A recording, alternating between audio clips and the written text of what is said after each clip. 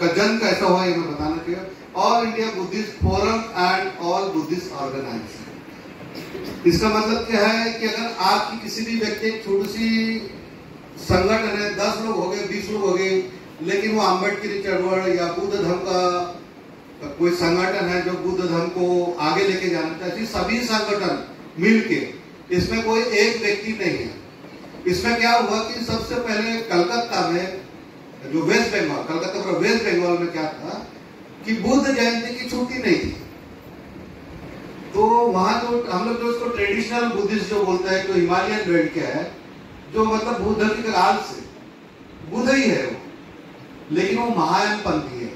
तो महायान पंथ के बारे में आप जानते हैं कि वो लोग थोड़ा देवी देवता को मानते हैं, उनमें थोड़ा तंत्र मंत्र भी होता है, और उसके नीचे इधर में तो बुद्ध धर्म खत्म हो गया था। तो महायान पंथी वाले थोड़े से मतलब हिंदुइज्म से जुड़े हुए थे, तो वो लोग जीवित रहे, बुद्ध धर्म से भी जुड़े हुए थे, और जो वैदिक कल्चर था मतलब देवी देवता का पूजना उजना भी उनमें है, तो वो लोग उधर जीवित रहे। जो हम लोग कट्टर बुद्धिस्ट थे, उनको तो बुद्ध बहुत भिक्षु के गले काट दिए, हमको तलवार के लोग पे हमको, जिस तरह इस देश में मुसलमानों ने कहते हैं कि ब्राह्मणों को, यहाँ के जो कट्टर हिंदू थे जो वैदिक धर्म के, उनको भस्म कर दिया, उनको गोमांस खिला दिया, ये खिला दिया, उनको भस्म कर दिया, फिर उनके पास पर्याय नहीं रहा, तो वो मुसलमान बन गए। तलवार के नोक पे उन्होंने बहुत सारे लोगों को अपने देश में मुसलमान बनाया। शिवाजी महाराज ने उस वक्त बोला था कि जो ब्राह्मण लोग मुसलमान बनाए गए, जबरदस्ती उन्हें वो वापस लाना चाहते थे, ब्राह्मण धर्म अपना धर्म में वापस आओ, लेकिन तब उस वक्त के ब्राह्मणों ने उसको नकार दिया। बोले जो भ्रष्ट हो गए उनको, आप कोकण की तरफ में जाओगे ना कभी, और कभी गए घूमने कोकण या गोवा की तरफ, तो अगर आप बोलोगे कोई किसी का सरनेम रहता है कुलकर्णी, देशपांडे, पर वो मुसलमान रहता है, आप अगर सोचोगे कि कोई कुलकर्णी है मिल गया, मैं मुसलमान को गाली देता, तो ऐसी गलती मत करना। उसका नाम कुछ तो भी सैयद कुलकर्णी होगा, मोहम्मद कुलकर्णी होगा, उनको बोलते हैं बांटगे। बांटगे मतलब जो बांट गए, बांटवले गेलेले, है ना, जिनको मतलब फंस कर दे गया, ऐसे उनके सरनेम मतलब कुलकर्णी, देशपांडे जो भी ब्राह्मणी सरनेम है, लेकिन वो मुसलमान है ना। तो उनको तो अभी क्या होगा कि ये महायान पंथ वाले जो थे, उनमें थोड़ा सा हिंदुइज्म में समरस थे, उनसे मिले हुए थे, तो उधर धर्म टिक गया, बुद्ध धर्म टिक गया हिमालयन बेल्ट पे। और जो बुद्ध धर्म की काटछाट हुई तो बहुत सारे लोग परागंदा हुए, मगध के जो लोग थे, वो बरिया समाज के लोग बोले जाते हैं, वो उधर चले गए, कलकत्ता जिधर पहाड़ी इलाका है, तो वो लोग बच गए, धर्म को भी बचा के रखा। लेकिन हम जो इधर के हैं, उत्तर प्रदेश के नीचे जितने बिहार से हैं, उत्तर भारत के नीचे, हम जो भी बुद्धिज्म था वो सामंतवादियों ने, मनुवादियों ने वो खत्म कर दिया। तो अब जब अभी मैं थोड़ा शॉर्ट में बताया, अभी भी बुद्ध धर्म का जैसा कि वहां छुट्टी नहीं थी वेस्ट बंगाल में, तो वहां के कुछ लोग अपना आवेदन लगा देते थे, अपना संगठन की तरफ से, कोई अपना संगठन के 50 लोग लेके जाता था, कोई 100 लोग लेके जाके वहां आवेदन देता था मुख्यमंत्री, हमें बुद्ध धर्म की छुट्टी दो।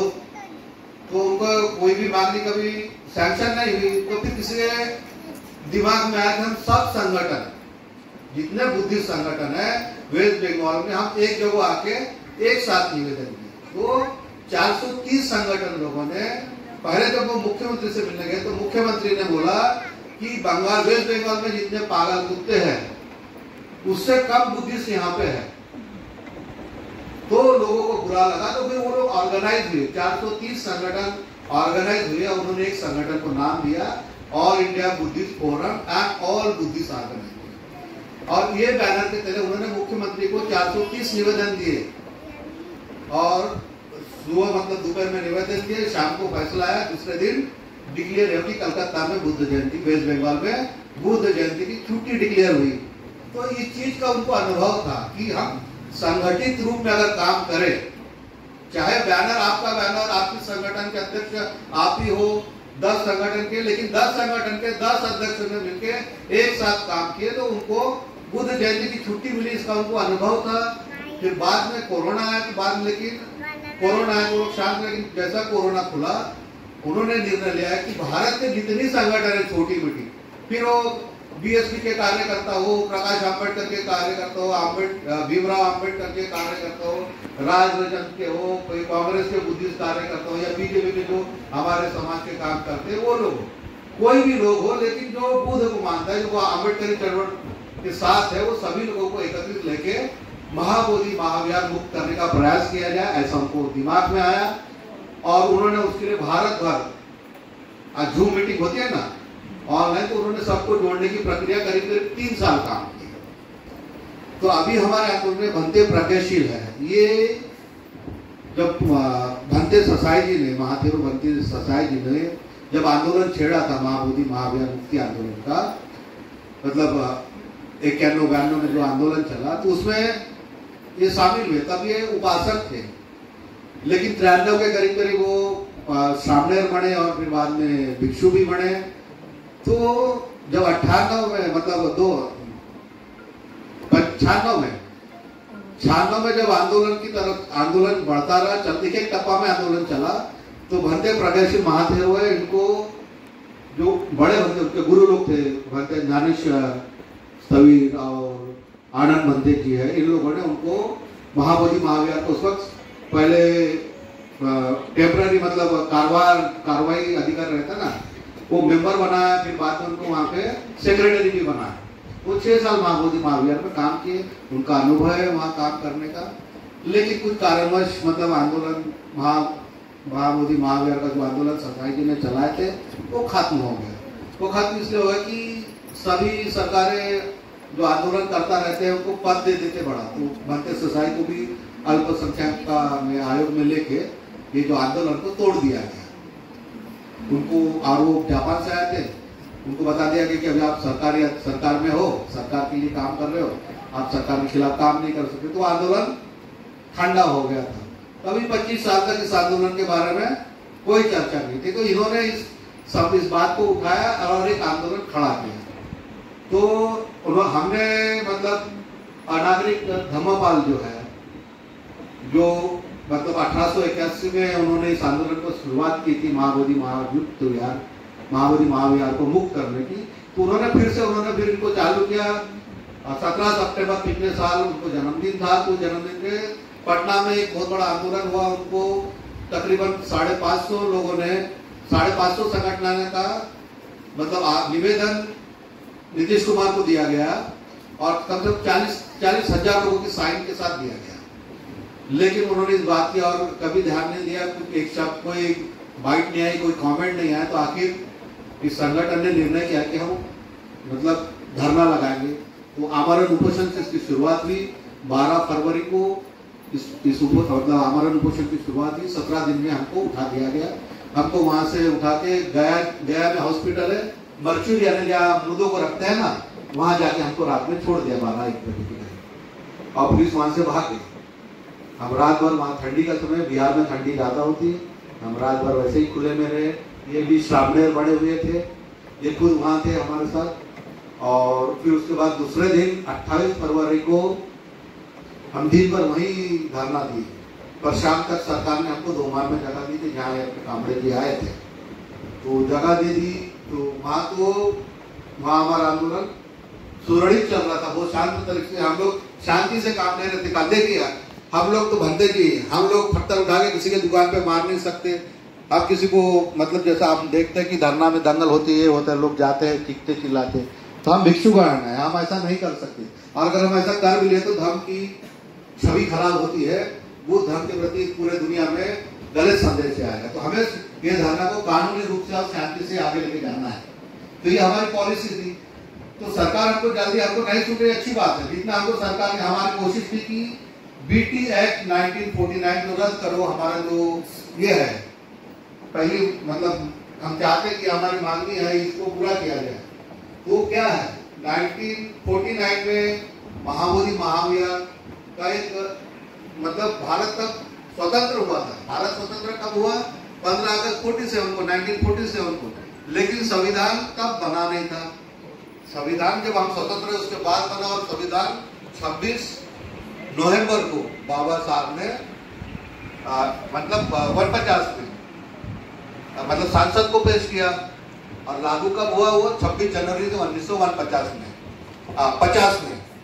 तो उसके पहले ये कानून जो मतलब जवाहरलाल नेहरू थे या जो भी ब्राह्मण लोग थे, उन्होंने महाबोधि विहार का कानून बना लिया और उसमें अपने ब्राह्मण लोग नियुक्त कर दिए। ठीक है, और वो चला रहे थे टेम्पल। तो ये बाबा साहब ने आर्टिकल 13 में लिखा है कि जिस दिन संविधान इस देश में लागू होगा तो उसके पहले के जितने कानून है उसका वैल्यू 0 होगा, वो 0 होगा। लेकिन उसके बावजूद भी ये मतलब कांग्रेस हो या बीजेपी हो, ये ब्राह्मणवादी सरकार ने, मनुवादी सरकार ने उस कानून को वैसा का वैसा जिंदा रखा, बल्कि उसमें अमेंडमेंट भी किया। जो कानून की वैल्यू 0 है उसमें आप अमेंडमेंट कर रहे हैं, है ना। तो ये तो मतलब एक अर्थहीन निरर्थक कानून को एक तो आप चला रहे हो, उसमें अमेंडमेंट भी कर रहे हो।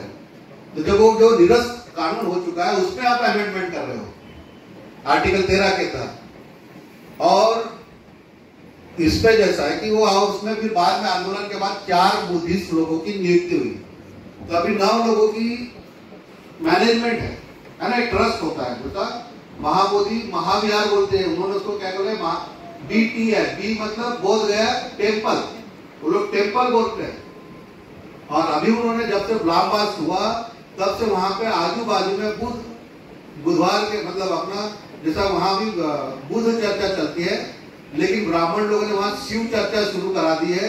और लोगों में जो वहां के छोटे छोटे गांव में शिव चर्चा, और बताते हैं वहां के लोगों को कि ये यहाँ भगवान शंकर जी पहले आए थे और उसके बाद बुध आए, तो ये शिव मंदिर है। तो उनका अभी हम लोग आजादी के 75 साल बाद भी उन लोग ये टेम्पल को हड़पना चाहते हैं, जो कि 84,000 स्तूपों में से एक ही स्तूप हमारे पास बचा है। केदारनाथ हमारा है, ये आपका बालाजी जाके, ये सब जो टेम्पल है ये बुद्ध के है। इन्होंने उसको हिंदू इसमें कन्वर्ट कर, इस देश में हजारों मंदिर है जिन्होंने उनको कन्वर्ट कर दिया। वहां आप नालंदा कभी गए हैं इसमें से कोई? वहां एक काला बुद्ध है, गए थे क्या? वहां तेलिया बुद्ध बोलते, बुद्ध के ऊपर तेल चढ़ाते हैं, उसको तेलिया बुद्ध बोलते। और ब्राह्मणों ने जब बुद्धिज्म खत्म करते इस मंदिर में, तो 2 कहानी है, आप थोड़ा समझ लूंगा मैं। तो कहते हैं कि वहां ब्राह्मणों ने लोगों को बताया कि जिस स्त्री को पुरुष पुत्र प्राप्त नहीं होता वो यहाँ के मट्टी डाले। तो ऐसा मट्टी डालते डालते वो बुद्ध जो अपना महाविहार हो मट्टी में दब गया पूरा। और कुछ लोग मतलब 2 थेरी है, कुछ कहते हैं कि जब 1200 में खिलजी आया था तो वो मंदिर तोड़ता था, तो बौद्ध भिक्षु ने उसको मट्टी में ढक दिया। तो सब अपने आप, वो तो मट्टी में था, उसको अंग्रेजों ने खोद के निकाले। लेकिन वहां पे जो महंत है, तो कोई मुस्लिम राजा ने उसको वो जगह, वो गांव पहले दान देते थे ना, एक राजा हार जाता था उसकी जगह वो राज्य को हड़प लेता, तो वो राजा का अधिकार हो जाता था। तो बनाया तो सम्राट अशोक ने, लेकिन बाद में मुसलमान राजा ने उसको, उस पे उसका राज आ गया, तो उसने उस ब्राह्मण को महंत, घमंडगिरी करके लिए महंत था, उसका नाम भी घमंडगिरी। तो उसके हाथ में वो जगह सौंप दिया। 1881 में मतलब भारत में बुद्धिस्ट नहीं थे, और 1950 में भी जब कानून बनाया तो बाबा साहब ने बुद्ध धर्म की दीक्षा तो 56 में ली, है ना। तो वो ब्राह्मणों के हाथ में चला गया। तो अभी बाद में जब आंदोलन हुए उसमें 4 बुद्धिस्ट मॉन्क है, लेकिन वो सरकार द्वारा नियुक्त किए गए। तो सरकार जो चाहती वही वो करते हैं, और वो पगार दे लेते हैं, पेमेंट मिलता है। तो जो पगारधारी वो तो नौकर हो गया, वो भिक्षु है वहां पे नौकर है, उसको पगार मिलता है, 60-70 हजार रुपए पेमेंट है, दान अलग से मिलता है, उसको 1.5-2 लाख रुपए ज्यादा ही मिलते हैं। तो वो सरकार की तरफ से काम करेगा ना, वो तो नौकर हो गया। और 4 ब्राह्मण है, और 5वां जो कलेक्टर होता है, डीएम जो बोलते हैं, डिस्ट्रिक्ट मैजिस्ट्रेट, वो उसका अध्यक्ष होता है। तो 9 लोगों की कमेटी है। तो जब भी कोई ठराव पास होता तो 5 लोग का वो है। तो कोई बुद्धिस्ट, कोई एक आधा भिक्षु बोलेगा कि नहीं ऐसा होना चाहिए, उसका ठराव रहेगा, तो ब्राह्मण बोलेगा नहीं होगा, क्योंकि ठराव उनकी तरफ जाता है। और बाद में 93 में इसमें थोड़ा सा चेंज किए थे कि हिंदू शब्द चेंज किया, लेकिन वहां पे ब्राह्मण आदमी डिस्ट्रिक्ट मैजिस्ट्रेट बनता है, क्योंकि जो महाबोधि महाविहार का जो अध्यक्ष है वही वहां पे विष्णुपद मंदिर है गया में।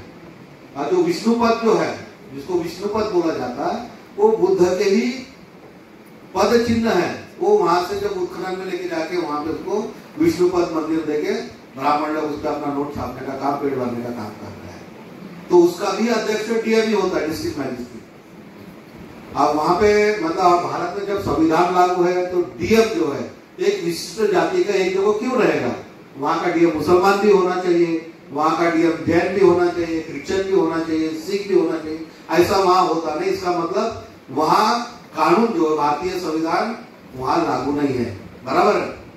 तो मतलब ब्राह्मणों ने, सामंतवादी लोगों ने वहां पे बुद्ध गया, जहां बुद्ध को ज्ञान प्राप्ति हुई और बुद्ध ने वहां से वैदिक धर्म के खिलाफ क्रांति की है, उसी जगह को ब्राह्मणों ने जानबूझकर पूरी सोच समझ के साथ उस जगह पे भारतीय संविधान आज तक लागू नहीं हो दिया। और अभी ये जो जंग हमने छेड़ी है ऑल इंडिया बुद्धिस्ट फोरम ने, ये हमारे अस्तित्व की लड़ाई है। आपने जो प्रतिक्रांति की बात की थी, प्रतिक्रांति हो गई, हम खत्म हो गए, लेकिन अभी फिर सबको क्रांति जैसा बाबा साहब ने क्रांति की, बराबर है। तो संविधान मिला देश को, हमें बुद्ध धर्म मिला, लेकिन ब्राह्मण अभी फिर से प्रतिक्रांति कर रहा है। और वो जगह वही जगह उसने भारत में से रखी कि जिसमें संविधान लागू नहीं है। तो ये संघर्ष हमारा उस काला कानून को रद्द करने के लिए, जो बीटी एक्ट जो है ये रद्द होना चाहिए, पहली मांग है। हर किसी यहाँ के जो तेली कुंभी जो भी है, जो हिंदू लोग हैं, उनके विरोध में नहीं हमारा संघर्ष। हमारा संघर्ष है कि वो कानून खत्म होना चाहिए जो असंवैधानिक है। वहां संविधान, उस बुद्ध गया में संविधान लागू नहीं हुआ है, वहां भारतीय संविधान लागू होना जरूरी है। इसलिए आपको संघर्ष करना है, हमको ज्यादा से ज्यादा लोगों तक ये मैसेज पहुंचाना है कि भारत में, भारत के बाहर तो नहीं है ना बोल रहे, भारत में एक डिस्ट्रिक्ट ऐसा है जहां संविधान लागू नहीं हुआ। तो सबसे पहले अपना एक काम है कि संविधान की रक्षा करने के लिए अपनों की संघर्ष को आगे बढ़ाना है। और हमें इतना जल्दी तो देंगे नहीं, अभी बिहार में इलेक्शन है तो सरकारें हमारे हाथ में देगी नहीं। और 2012 में भंते सरसाई जी ने कोर्ट में केस डाली थी कि ये महाबोधि महावीर मुक्ति के लिए, लेकिन सरकार ने आज तक उस पर सुनवाई नहीं की। तो जब ये आंदोलन शुरू हुआ, ये देश के बाहर आंदोलन गया, ऑस्ट्रेलिया, नीदरलैंड, अमेरिका, ब्रिटेन में भी, मतलब वहां पे भी आंदोलन हुए। वहां के जो अपने भारत देश के जो एम्बेसडर रहते उनको वहां पे निवेदन दिया गया। तो अब पूरे दुनिया में मालूम गया, इवन मोदी जी श्रीलंका गए थे तो श्रीलंका के जो चीफ मॉन्क है, बड़े गुरु, उन्होंने भी प्रधानमंत्री मोदी को निवेदन दिया था कि आप क्या फैसला कर रहे हैं महाबोधि महावीर के बारे में। तो मोदी तो जाते हैं जैसे दूसरे देश बोलते कि बुद्ध के देश से आए, तब सारे बुद्ध देश जितने में उनकी नजर देश इनकी तरफ लग जाएगी, कोर्ट क्या डिसीजन लेता है ना। और संविधान के खिलाफ जाके अगर मतलब वो उनके फेवर में डिसीजन देते आने उन्होंने सच्चा ये नहीं लगाया, डिसीजन अपने फेवर में नहीं दिया, संविधान के खिलाफ हो जाएगा। मतलब भारत में अगर वो अपने खिलाफ, बौद्धों के खिलाफ डिसीजन देते हैं तो भारत में संविधान लागू नहीं, ये मैसेज पूरे दुनिया में जाएगा। तो अभी वो मजबूर हो चुके हैं। तो ये आंदोलन हमको इसलिए तीव्र करना है, सरकार पर दबाव बनाना है, गवर्नमेंट पे दबाव। जितना हम आंदोलन करेंगे, जितना मोर्चा लगाएंगे, तो सरकार पे दबाव बनेगा। अगर वो महाबोधि वहां बिहार के हमारे हाथों में नहीं देते तो पूरे दुनिया में संदेश जाएगा कि भारत में संविधान लागू नहीं हो रहा है, मतलब उसकी पायमल्ली की जा रही है, उसको खत्म किया जा रहा है। तो अभी वो मजबूर है, उनको हमें देना पड़ेगा। हमारे पास जिसको हिस्टोरिकल एविडेंस है, सम्राट अशोक के पास में जब अलेक्जेंडर कनिंघम ने उसको खोदा, जो जो प्रूफ मिले वो लोग बताते, उन्होंने वहां जो पहले बुद्ध की मूर्ति जहां रखी जाती थी और उसके नीचे दिया जलाया जाता था, उसी को उन्होंने तोड़ दिया और उसी को वो लोग बता रहे यहाँ शिवलिंग है करके।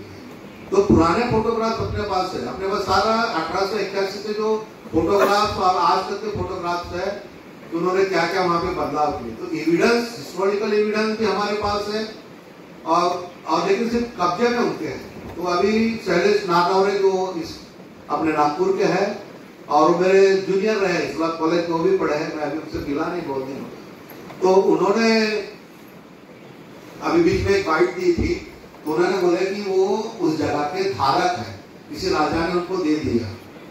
वो स्वामी नहीं है, स्वामी मतलब आपका जैसा रजिस्ट्री होता है तो हम लोग उसके स्वामी हो जाते हैं। आपने किसी को दे दिया कि आप रहो यहाँ पे, इसको संभालो, तो वो धारक हो गया। तो शब्दों का फेर वो लोग आर्गुमेंट करेंगे, आगे क्या होता मालूम पड़ेगा। लेकिन इस धरना से मेरे 10 मार्च को लामा जी ने ऑल इंडिया बुद्धिस्ट फोरम के नाम पे पिटीशन नहीं लगाया एक निवेदन, इंटरप्रिटेशन बोलते हैं, वो एक निवेदन दिए